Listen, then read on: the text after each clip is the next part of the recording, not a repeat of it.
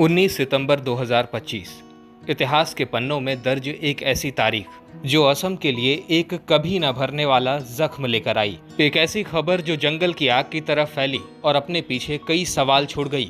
आखिर ये कैसे हो सकता है? खबर थी कि जुबिन गर्ग, एक पूरी पीढ़ी की आवाज अब नहीं रहे। रिपोर्ट्स की माने तो सिंगापुर में एक दर्दनाक हादसे ने इन्हें हमसे हमेशा के लिए छीन लिया। ये खबर सिर्फ एक खबर नहीं थी, बल्कि एक ऐसा तूफान था जिसने लाखों दिलों को झकझोर कर रख दिया। जुबिन गर्ग के फैन से लेके बड़े बड़े सितारे यही कह रहे थे कि इस बात पर यकीन ही नहीं हो रहा। ये सिर्फ एक फिल्मी सितारे का जाना नहीं था, बल्कि एक ऐसी आवाज का जाना था जिसने पूरी पीढ़ी को जीना सिखाया, प्यार करना सिखाया था और अपने हक के लिए लड़ना सिखाया था। जुबिन गर्ग ने महज 3 साल की उम्र से ही गाना शुरू कर दिया था। 11 साल तक इन्होंने तबला सीखा। इसके बाद इन्होंने गुरु रमोनी रॉय जी से असमिया संगीत की बारीकियां सीखी। देखते ही देखते 12 से ज्यादा म्यूजिकल इंस्ट्रूमेंट पर इन्होंने महारत हासिल कर ली थी। जुबिन के दोस्त आज भी बताते हैं कि वो जब भी कॉलेज आया करते थे तो यूनिफॉर्म नहीं पहना करते थे, बल्कि सिर पर एक असमिया जापी पहना करते थे और नीचे बरमुडा। टीचर्स डांटा भी करते थे, लेकिन उनकी प्रतिभा के आगे हर कोई शांत हो जाता था। जुबिन का ज्यादातर वक्त संगीत की दुनिया में ही गुजरता था। ये बगावत सिर्फ कपड़ों तक सीमित नहीं थी, ये उनकी पहचान थी जो आगे चलकर संगीत में भी छलकने वाली थी। 1992 में महज 19 साल की उम्र में इन्होंने अपनी कॉलेज की पढ़ाई बीच में ही छोड़ दी और अपना पहला एल्बम अनामिका रिलीज किया। जुबिन ने असम के पारंपरिक संगीत को रॉक और पॉप के साथ मिलाकर एक ऐसी आवाज तैयार की जिसे सुनकर नॉर्थ ईस्ट की पूरी पीढ़ी दीवानी हो गई। अनामिका एल्बम रातों रात हिट हो गई और जुबिन गर्ग उस समय के सुपरस्टार बन गए थे। उनके स्टेज शोज में हजारों की भीड़ जमा हो जाया करती थी। लोग उनके गानों पर नाचते थे, झूमते थे और रोया भी करते थे। वो लोगों की जिंदगी का मानो हिस्सा बन गए थे। वो एक ऐसी आवाज थे जिसका असम मानो बरसों से इंतजार कर रहा था। असम में अपनी सल्तनत कायम करने के बाद जुबिन ने मुंबई का रुख किया। ये सफर बिल्कुल भी आसान नहीं था, क्योंकि वो एक आउटसाइडर थे। उन्होंने चांदनी रात जैसे कुछ एल्बम्स निकाले, उन्होंने फिजा और कांटे जैसी फिल्मों में गाने भी गाए, लेकिन अभी वो पहचान दूर थी। और फिर आया साल 2006। फिल्म थी गैंगस्टर और गाना था या अली।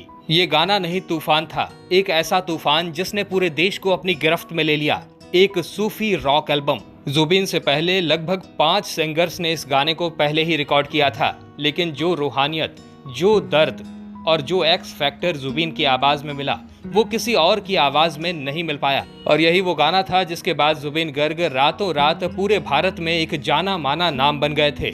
इस गाने के लिए उन्हें बेस्ट प्लेबैक सिंगर का GIFA अवार्ड भी मिला था। लेकिन यहीं आकर जुबिन की कामयाबी औरों से अलग हो जाती है। बॉलीवुड में मिली इस जबरदस्त कामयाबी को ज्यादातर सिंगर्स अपनी मंजिल मान लेते हैं, पर जुबिन के लिए ये मंजिल नहीं थी। उन्होंने खुद ही कहा था कि ऐसे गाने जिंदगी में एक बार बनते हैं। भले ही बॉलीवुड में उन्हें ढेर सारे ऑफर्स मिलते हों, लेकिन बॉलीवुड की चकाचौंध उन्हें कभी रोक नहीं पाई। उनका दिल हमेशा असम के लिए ही धड़कता था और इसीलिए कामयाबी के शिखर पर होने के बावजूद भी वो वापस लौट आए अपने लोगों के बीच, अपनी मिट्टी में। कई लोगों ने इसे इनकी हार कहा, लेकिन ये हार नहीं थी, ये इनका सोचा समझा फैसला था जिसे इन्होंने हथियार बनाया था, जिसका इस्तेमाल वो अपनी असली लड़ाई यानी कि असमिया सिनेमा और असमिया संगीत को जिंदा करने के लिए करने वाले थे।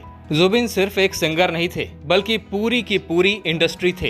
एक्टर, सिंगर, कंपोजर, फिल्म निर्माता और डायरेक्टर। ऐसा कोई फन नहीं था जिसे उन्होंने आजमाया ना हो। उन्होंने 40 से ज्यादा भाषाओं में 32,000 से ज्यादा गाने गाए हैं, 27 से ज्यादा फिल्मों में एक्टिंग की और 3 फिल्मों का निर्देशन भी किया। उन्होंने बॉलीवुड से कमाए पैसे को असमिया सिनेमा में इन्वेस्ट किया। एक ऐसे समय में जब असमिया सिनेमा अच्छी फिल्मों के लिए संघर्ष कर रहा था, तब जुबिन गर्ग ने कंचनजंगा और मिशन चाइना जैसी फिल्में बनाकर असमिया सिनेमा को एक नई जिंदगी दी। ये दोनों ही बड़े बजट की फिल्में थीं और दोनों फिल्में बॉक्स ऑफिस पर सुपर हिट रही थीं।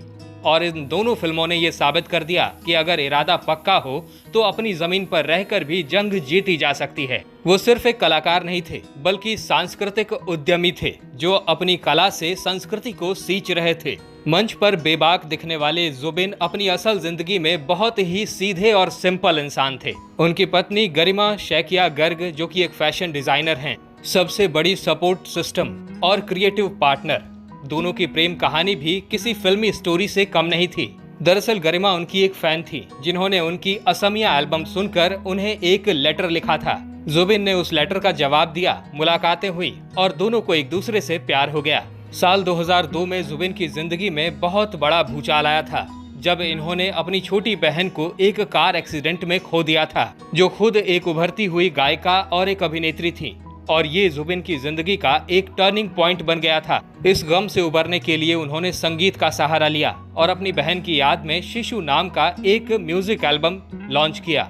लेकिन इस गम ने उन्हें शराब की तरफ भी धकेल दिया, एक ऐसी आदत जो उनके साथ आखिरी दम तक रही। जुबिन का बेबाक अंदाज और सच बोलने की ताकत उन्हें अक्सर सुर्खियों में ले आया करती थी। वो कभी चुप नहीं रहा करते थे, चाहे सामने कोई भी हो। ब्राह्मणों पर दी गई उनकी टिप्पणी हो, या भारत रत्न का अपमान हो, या फिर भगवान कृष्ण पर दिया गया बयान हो, वो हमेशा अपनी बात बेबाकी से रखते जरूर थे, लेकिन हमेशा उनकी बात बेबुनियाद नहीं हुआ करती थी। जब एक आतंकवादी संगठन ने बिहू के कार्यक्रम में हिंदी गानों पर बैन लगाया था, तब जुबिन ने मंच से हिंदी गाने गाए थे।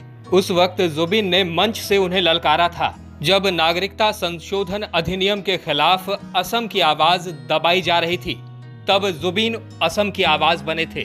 उनके लिए संगीत सिर्फ मनोरंजन का जरिया नहीं, बल्कि बदलाव का एक जरिया था। इस बेबाकी और लगातार संघर्ष की कीमत भी उन्हें चुकानी पड़ी। इसका असर उनकी सेहत पर पड़ा था। 2022 में उन्हें एक बार गंभीर मिर्गी का दौरा पड़ा था। जुबिन ने कभी भी सच को छुपाने की कोशिश नहीं की। उन्होंने एक इंटरव्यू में ये बात स्वीकार की थी कि उनके तमाम बड़े गाने तब बने थे जब वो नशे में थे, और यही ईमानदारी उन्हें उनके प्रशंसकों के काफी करीब ले आई। अपनी मौत से कुछ देर पहले ही जुबिन ने सोशल मीडिया पर एक वीडियो पोस्ट किया था। वो सिंगापुर में थे, नॉर्थ ईस्ट फेस्टिवल के कल्चरल ब्रांड एम्बेसडर के तौर पर। वीडियो में वो मुस्कुरा रहे थे और अपने प्रशंसकों को उस फेस्टिवल में आने का न्योता दे रहे थे। उनकी आंखों में उत्साह और जिंदगी की चमक थी। वो 20 सितंबर को परफॉर्म करने वाले थे। उसी रात सिंगापुर के एक रेस्टोरेंट में उन्होंने गिटार के साथ एक गाना भी गाया था। शायद जुबिन को इस बात का एहसास भी नहीं होगा कि ये उनकी आखिरी परफॉर्मेंस होने वाली है। 19 सितंबर को वो अपने दोस्तों के साथ एक यॉट पर थे